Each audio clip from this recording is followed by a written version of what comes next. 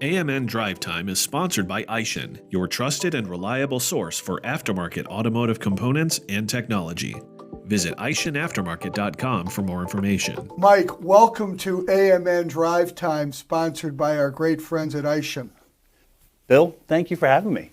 Glad to have you at our world headquarters in Akron, Ohio today. It's what an incredible place that you have here. It's just incredible. The people, the equipment, the capabilities. It's been a wonderful visit here. Thank you for your comments. So, Mike, you got your start in the aftermarket at CRP. Tell us about how you found the aftermarket, or maybe the aftermarket found you. And did you have early interest in automotive? Yeah, I would say that the aftermarket found me. Okay. We'll go back in our time machine, go back to the fall of 1986. Recently graduated from Shippensburg University, a little school in Pennsylvania, and found my way to New Jersey based on true love, my wife. Okay. And was looking for a job. And back then you responded to ads in newspapers, and saw this little ad for CRP Industries, marketing assistant, automotive company. And it was at a time when you didn't have Google, so you couldn't find out, all the details as to automotive what. Right. But I responded, and I had a little time sensitivity. I think I had 2 months of money to pay for rent and food. So I was motivated to find a job. Right. And had an interview with CRP, went in and met with the owner, George Schulka, although I called him Schlidge, so good first impression there. Okay.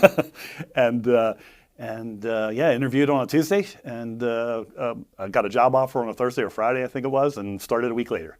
So after starting at CRP in the fall of 1986, I started as a marketing assistant, but really it was product management, product development. I was doing digging into microfiche on all the car makes and models, looking for parts. CRP was primarily at that time we had the Continental belt line, and it was heavy oriented in European makes and model, part coverage, selling into the import warehouse distributor base. I was just had this opportunity to become a jack of all trades. I got exposure from cataloging to sales support, going to the Auto Mechanica trade show on supplier development, whereas all this was just happening in those early years at CRP. Learned how to drive a forklift.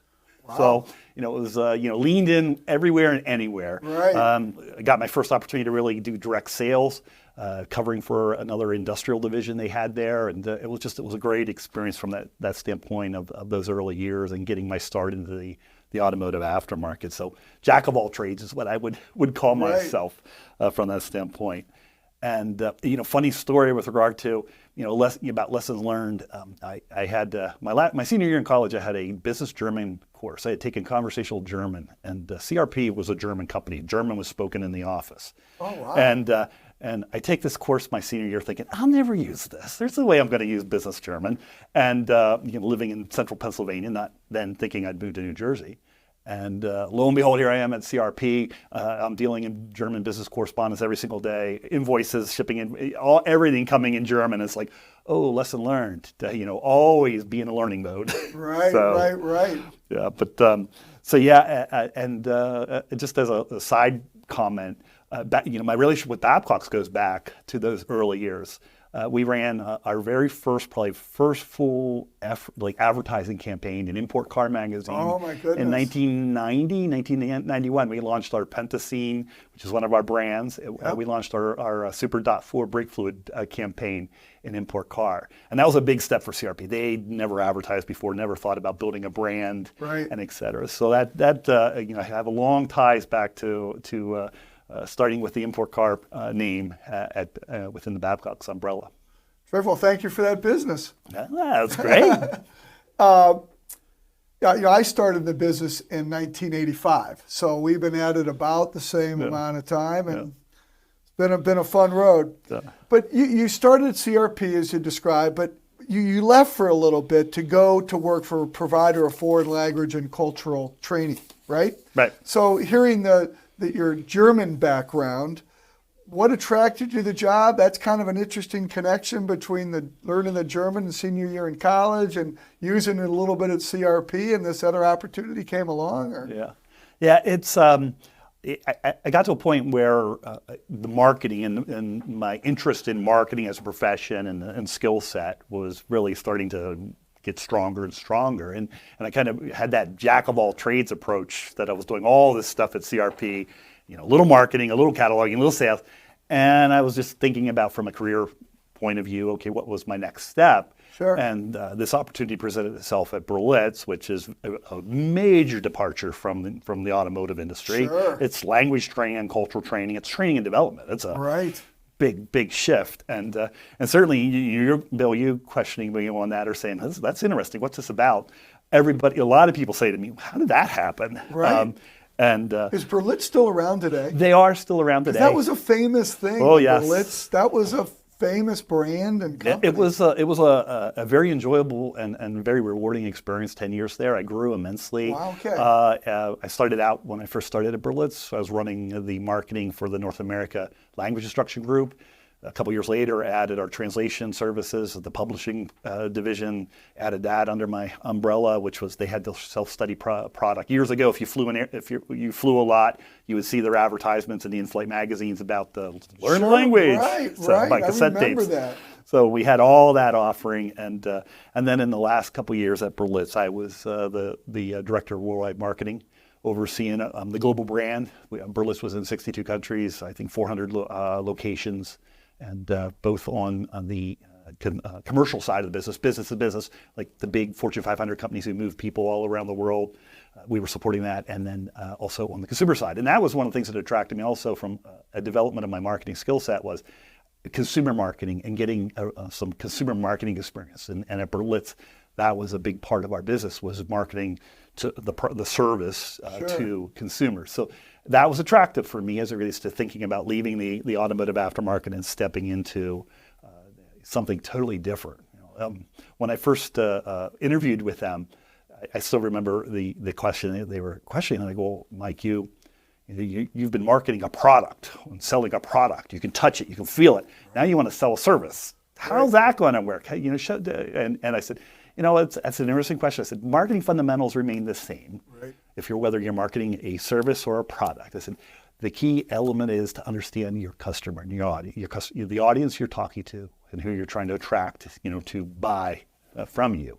And I said, so we kind of like a house, you decorate a house to appeal to a certain buyer. A house is a house. It has walls, it has a roof, it has windows, it has doors. So, you paint it one way, or you put some wallpaper in there, or you do the bathroom a little differently. And so I learned that at CRP during my first 9 years at CRP with regard to understand your customer, voice of customer. Really important piece of the process, I think, not only for marketing, but in business in general. Listen to your customer. And so was Berlitz located in your neighborhood at the time? Where did you go to the office? So the worldwide headquarters were in Princeton, New Jersey. Okay, so it was literally 25 minutes, 30 minutes from where I live. Got it. Yeah. Yeah, that's interesting. Berlitz was world famous, man. Yeah, it was interesting. I was there when they went through their 125th anniversary, which was a lot of fun to do a whole anniversary celebration. Right. We did a lot around the whole methodology, and the Maximilian Berlitz was the founder, and just that whole it was neat. The legacy, the history. There's a lot there. So you were there for 9 or 10 years, and you've been back at CRP since, right? So, what your VP of Sales and Marketing? Tell us about your day-to-day at CRP of head of all sales and marketing. Great, yeah. So it's to segue into that, interesting story. So how did I get back to CRP? Yeah. Go, okay, how did the aftermarket lure me back? Right. And some people say we can never leave it. The aftermarket is like a lobster trap. You can get in, but you were able to get out and get back in. It's very unusual. And I'm very happy I did get back in. I love being in the automotive aftermarket. I wake up every day enjoying what I do. Yep. I enjoy the people. I enjoy what we're creating, how we help the motoring public. It's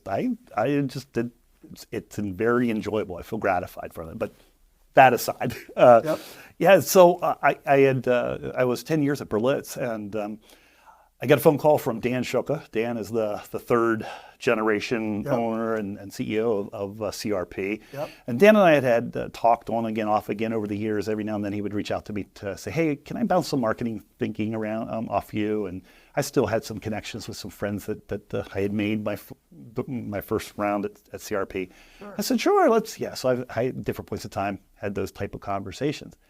And then there's this, hey, let's go to lunch. Okay. And I'm thinking we're going to lunch, and hey, Dale's going to buy me lunch. All right. And we're going to have some conversation on marketing that CRP is doing. And he sat down there, and we're having this really engaging conversation about what CRP is doing operationally, things that they've changed with regard to processes and systems. And he starts to talk about his vision of where they are at that point in time and where they want to be. And then he looks at me and he says, so Mike, what's it going to take to get you back to CRP? And I couldn't say, well, you had me at. Right.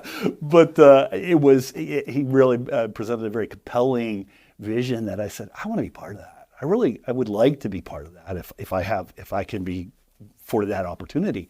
Right. And so we shook on it, and the next thing you know, I'm back at CRP in 2005. So, and when I came back, I came back in running marketing for them, and then supporting some of the sales efforts in certain ways. And then in 2009, I stepped in and with the retirement of Chris Walensky, I took over the sales organization, and then over the years, product has rolled up under me, and I've touched all facets of it. So sure. That I said earlier, Bill, about jack of all trades. Sometimes I feel like I'm a jack of all trades. Right. Pretty typically. I have a tendency. 27 years with one with a company, you get asked a lot of perspectives, insights, so you lean in a variety of ways and capacities. Swiss Army knife. Yeah. Well. Yeah. Right? I don't mind being able to be that right. In baseball, the utility fielder. If I can help them plug in and I can tell you multiple times in the last 15 plus years that I've been my second stint here at CRP, there's been multiple times where Dan has come to me and asked me to lean in a certain area that I said, well, that's not necessarily my core strength, but okay. I did that 25, 30 years ago. That's how I learned how to drive a forklift. I did not know, hey, we need somebody to go drive a forklift and load this truck. Okay, teach me, I'll do it. Keeps you engaged for 27 years, right? Yeah. So, but today I would say, it's interesting as you say, so what's a day look like for me at CRP? Yeah. So I'm heading up sales, product, the marketing, cataloging, product data, all runs under my guidance. A little bit in recent years, I would probably answer with, there's a lot of change management going on, not only within our company, but in our industry. Right. Dealing with the pandemic, coming out of the pandemic. As we moved into the global supply chain challenges and navigating through that, it seemed like keeping people on point, focused, understanding, are we creating value for our customers? Are we meeting the needs in the marketplace? All that. It was just like a change management, navigating that. We also, back in 2019, we had sold our Continental belt business back to Continental, and in a strategic move. So that also was a pretty significant change for us as a company, because we were going out to our customers who knew us for our ContiTech timing belt kits and our ContiTech belt line, and now we're saying, hey, we don't have that any longer. And so that was an element of change. So keeping the team on point and understanding what the long game is, what desired outcomes we want to meet on an annual basis, what do we want to be in 3 years, 5 years. It's been a lot of what I've been doing from that standpoint. It's fun. That's terrific. Yeah. What a great career. The aftermarket has a way. I know you were in for 10, out for 10, back for 20, more or less, 27, 28 years. It's not unusual too. I'm the same way, and obviously our business, but a lot of guys have been in this business a long time. Yeah. I happened to be talking last evening with your team at a dinner, and the Apex week is right around the corner for us. And I get so energized. On one hand, it's an exhausting week. The preparation that we started months, if not years, like the day after last year's Apex. The preparation, and I'm a big believer in preparing, and the team, I got a great team that's highly skilled, very capable, creative, innovative, and they're all in on creating value for our customers and our partners. So I don't worry about that, but there's all this prep that we put into it, and then you go into the show, and it's like, okay, I got to have my energy level. You're physically, getting drained. You're emotionally getting drained. But I'll tell you, Friday when I'm flying home, I am I'm up here. Right. Because I've seen so many of my friends and colleagues that I've known for years, Yep. or some that I've just met in the last year. Yep. And that energizes me. You talk about filling buckets. That fills my bucket. Right. And I really enjoy that piece of the Apex week. Yeah. From this standpoint. So, Mike, CRP has an innovation council that pushes the boundaries on product innovation. Mm-hmm. Describe what this is, and can you share any specific products or concepts or ideas that have come out of your innovation council? Yes. So our Innovation Council in fact, celebrated its 10th birthday. The official Innovation Council celebrated its 10th birthday in 2022. Although I'd tell you that we have had an informal voice of customer process in place for many years. Sure. We're as we move into next year, CRP will be celebrating its 70th anniversary. Congratulations. Thank you. And we're very proud of the sustainability of the company, and that we continue to put ourselves in a position to have a future going out hopefully many years. Although I know hope's not a strategy. We got to work at it. Yep. We got to make it happen every day. The council, with regard to, as an example of getting feedback from our customers back before it was official, we go back to 2007, 2008. We had our Continental line. We introduced a timing belt kit, and everybody in the standard was a 3-piece kit. It was a belt and a tensioner and idler. We introduced a kit that had water pumps, the hydraulic tensioners, and it had camshaft seals, bound shaft seals. It had all this other stuff. Why? Because we had listened. We were going out talking to repair shops, and repair shops were telling us, especially in interference engines, we're going to change all this. How about delivering this in one SKU? Make it easy for me. And that, at the end of the day, how do we make it easy for our customers, both the distributor partners that we have, as well as the repair shops? And that was an early, just again, back before we had the formality of launching the Innovation Council at CRP 10 years ago. It was just, that's an example of what we were collecting and doing something with that insight and creating value as we went forward. But today it's a group of 115 plus professional repair shops across the U.S. and Canada, across all makes and models, from ICEs to EVs. It's a very important group of owners and repair techs that share their pain points, they share insights, they share issues that they're having, they share opportunities. The level of engagement can go where we have a number of them that we're talking to every week, others that it's once a month, as it relates to the frequency they like to talk about. But it's a very important group that gives us a voice of the customer, voice of the market. Wow. And as they come forward, they help us understand and identify trends. We are able to take ideas that we're generating and validate it off of them. They give us honest feedback. Hey, CRP, that's a great idea. CRP, yeah, you might want to push, that's not going to work. Right. And we really value that. It's their voice that really counts at the end of the day.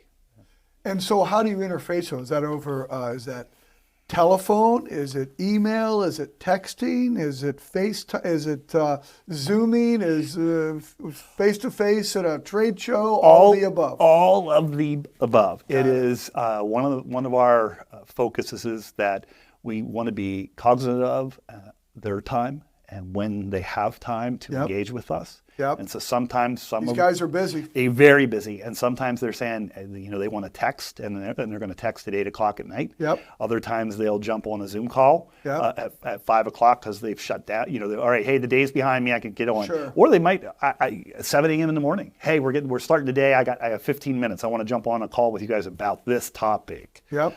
We go to events. We were just at a training event a couple weeks ago. We saw a number of our Innovation Council members and had a lot of good conversation face-to-face with them, sitting and since it was a training event, there was downtime, and that affords the opportunity to get into a little different type of conversation.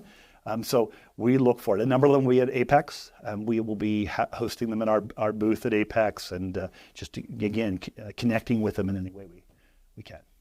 Terrific. Yeah. And I just find that really, really interesting and really, really valuable. And have some of these been around for the whole 10 years, or do they kind of rotate in and out? Or Yeah, Both. both. We have a number of the shops that have been with us since the get-go, Yep. and then there's others that are just in the last year have been Sure. part of an outreach where our director of innovation was in Florida middle of this year, and with a purposeful out visiting shops. Sure. We one particular shop that's an EV shop, Yeah. and we were very interested in having conversations with that particular shop, and they were very open and honest and Sure. forthcoming about sharing insights about what's happening in the EV world. Yep. And it's led to some innovation on our part and new product development. We've just launched a number 25 plus coolant hoses for Tesla applications, and we have some EV fluids that we're launching at Apex. So it's really exciting from that standpoint. Again, using the marketplace to feed that information, Right. and that helps our distribution partners, because our distribution partners are saying, okay, CRP,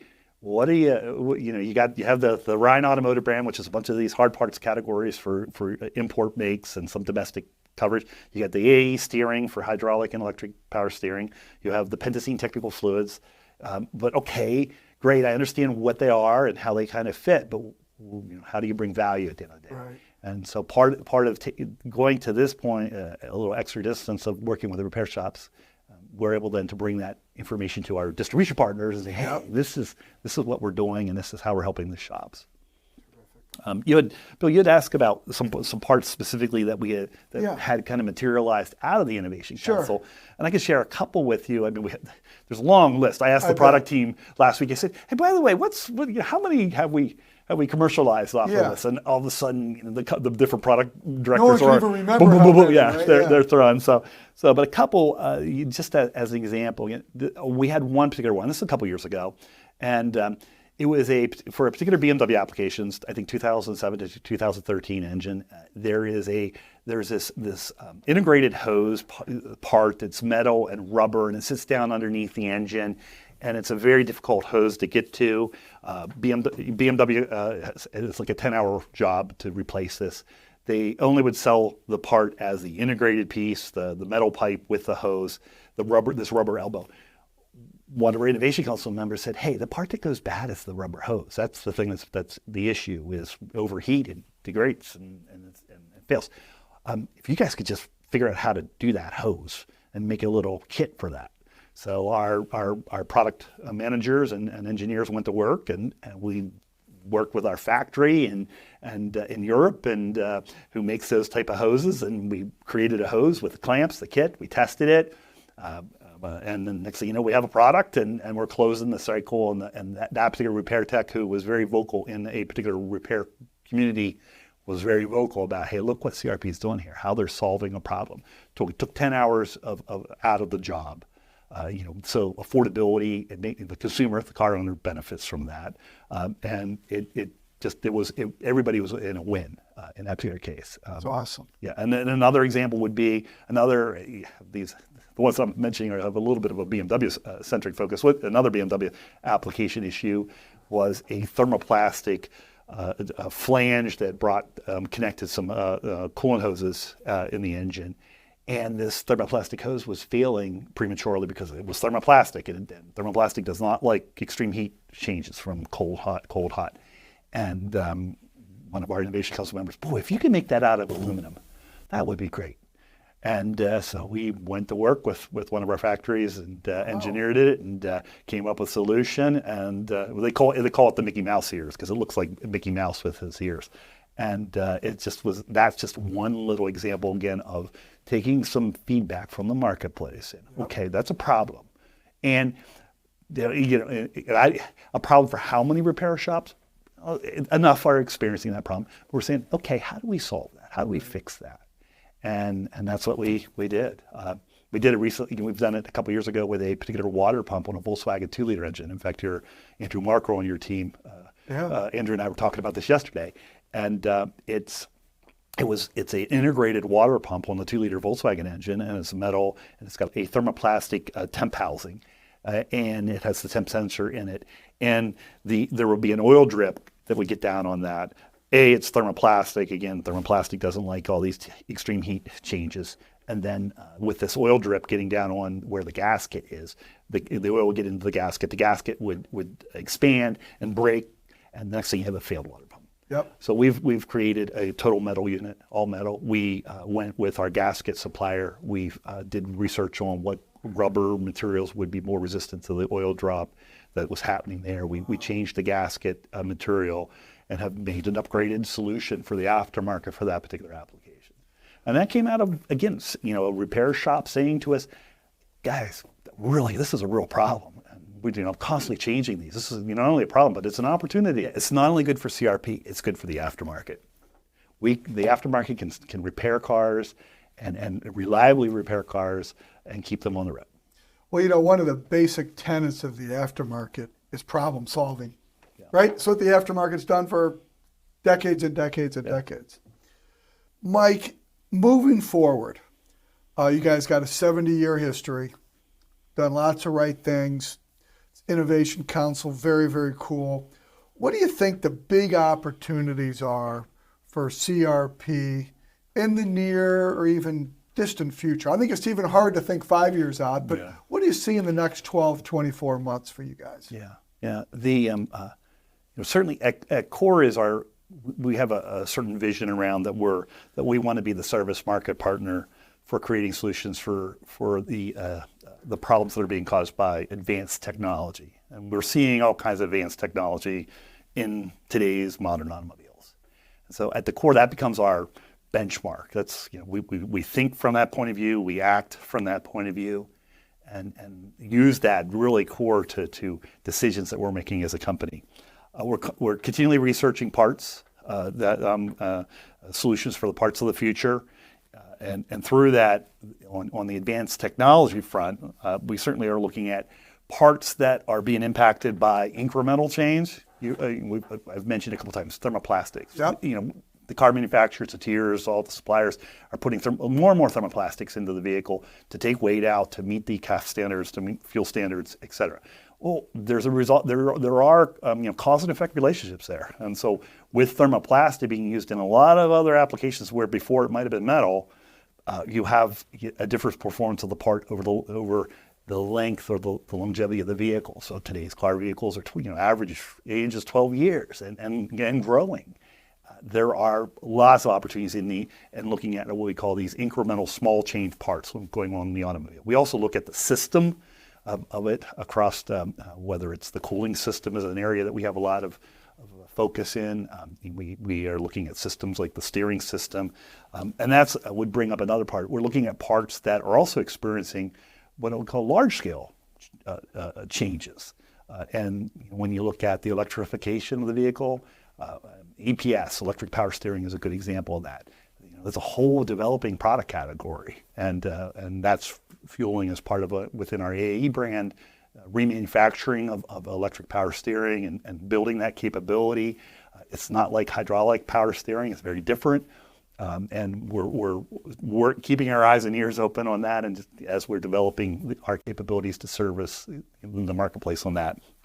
We also are looking at the future. We look at mechatronics, the mechanical electrical part combination as, again, that electrification of parts on the vehicle, and looking at, okay, where are there going to be failures? Where are there going to be opportunities?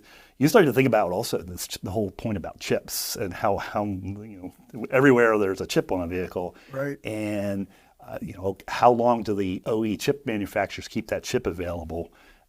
5 years, 10 years, yet the car manufacturers would like to have parts available for 15 years, 10 to 15 years.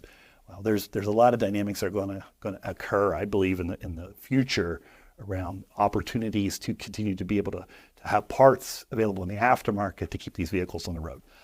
And EV parts are certainly an area that we're looking for opportunities. So we think in thermal management and fluids especially that there's a developing market potential as EVs continue to become more of the VIO.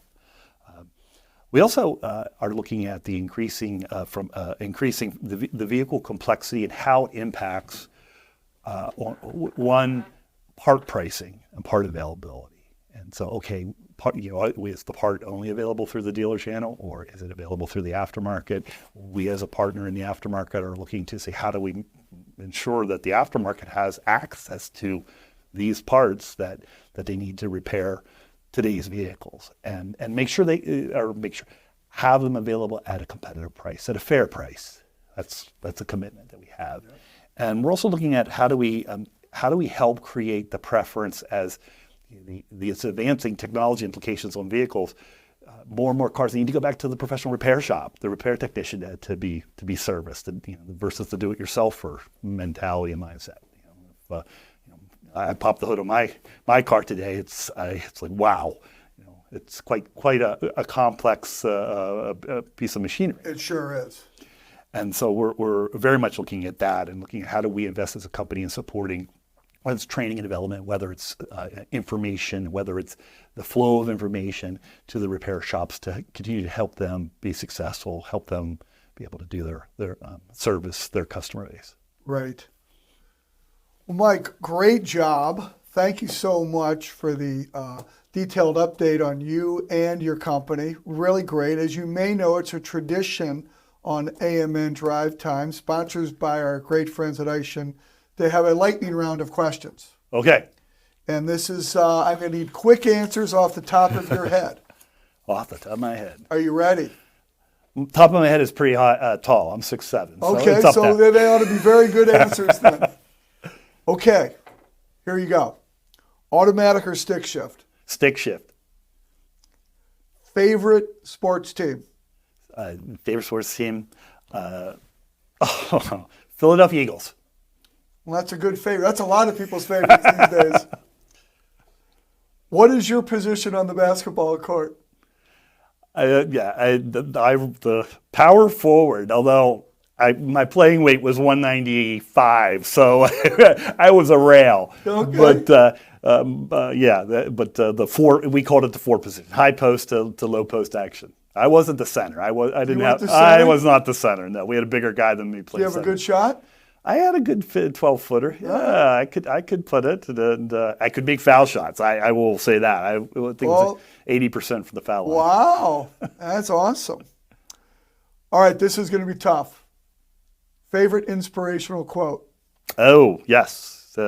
I'm a big. I understand you're a quote guy. I am. I'm a quote guy. Okay, I do a quote of the day for our company every day. I heard that yesterday, and I do a quote every Friday for my team. Great. And tie my quotes into always tie my quotes into something that either I'm working on personally as it relates to a skill development or a new mindset, or the team's working on. So I always purposely pick that. Right now, all my quotes are tying into getting the team ready for Apex. But, but John Wooden's my favorite person for quotes. Yep. And the UCLA basketball coach who I think beyond teaching basketball taught a lot about life and equipped his players to be good productive members of society. Yep. And so, but it's the quote is the most powerful leadership tool you have is your own personal example. Good one. The first thing he taught all of his players was to put on their socks the right way. Mm-hmm. He was a believer in the details, John Wooden. It's funny you bring that up. That's last Friday's quote to the sales team was his quote around the basics. Start with the basics, and if you start there, the big things will happen. First practice. Yep. Put your socks on the right way.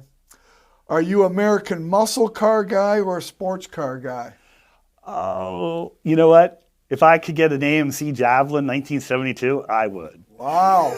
You're probably the only guy in the world that wants that. You don't have no competition for that one. Yeah, well, my son is and I enjoy going to car shows. We were at one just on Sunday, so we do a lot of car shows. I do love sports cars. My first really, as it relates to my real interest in the automotive industry, probably happened in the late 1970s.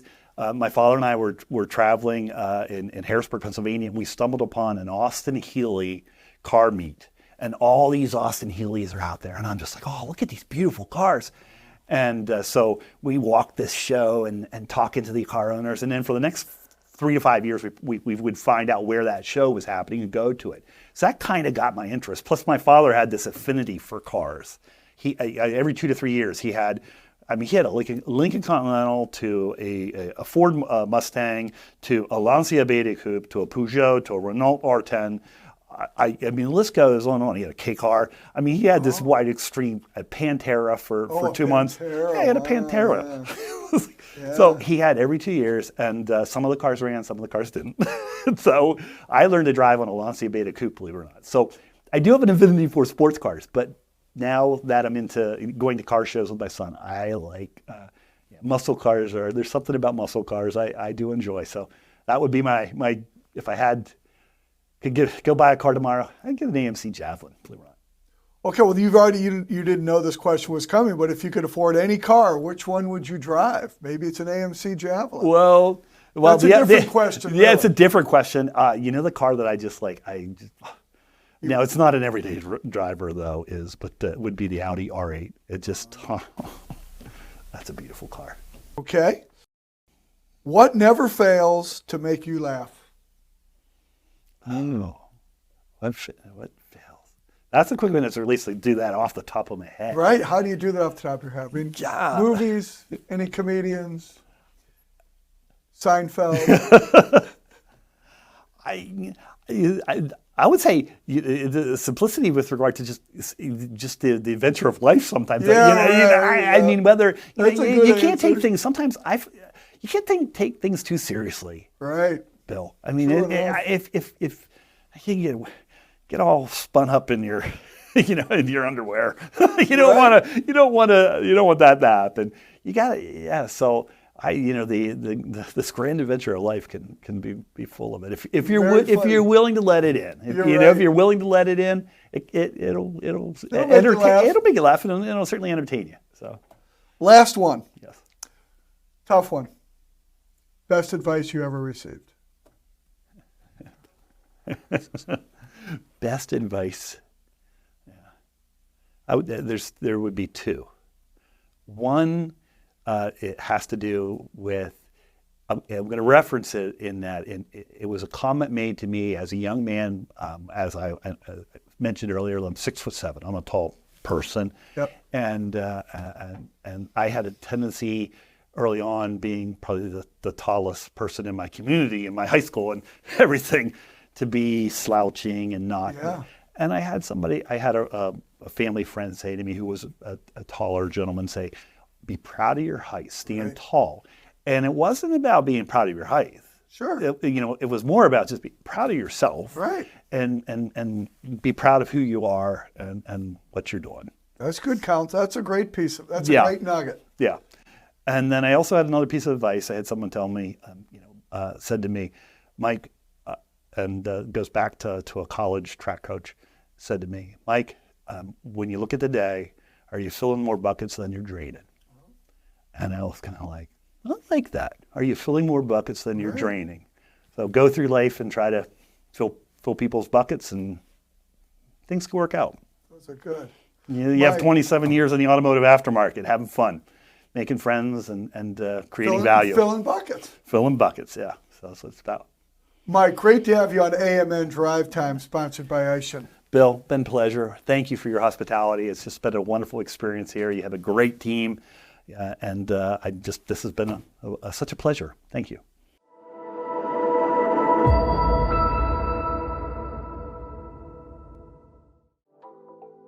AMN Drive Time is sponsored by Aishin, your trusted and reliable source for aftermarket automotive components and technology. Visit aishinaftermarket.com for more information.